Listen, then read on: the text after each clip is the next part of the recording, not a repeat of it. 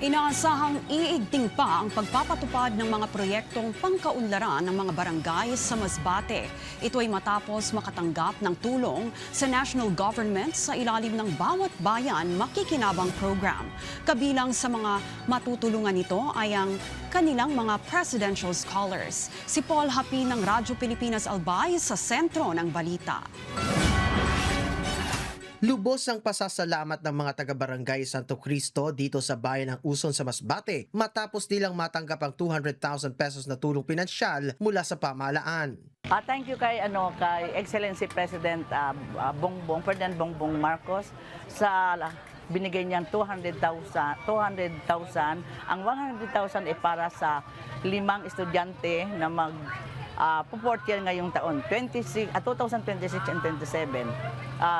Bali tag 20 mil sila.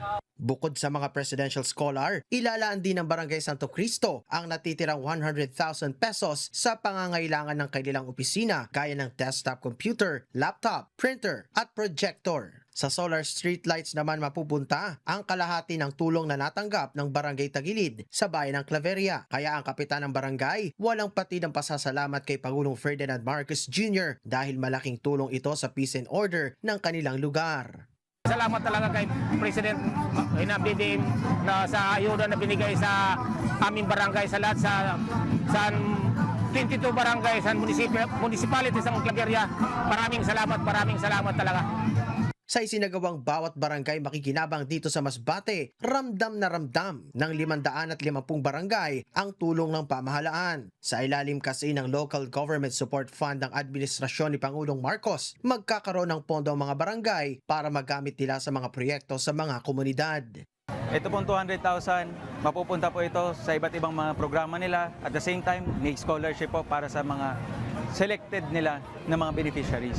So ito, hindi lang makakatulong sa barangay, kundi makakatulong din sa pagpapaaral sa ating mga constituents dito sa probinsya ng Masbate.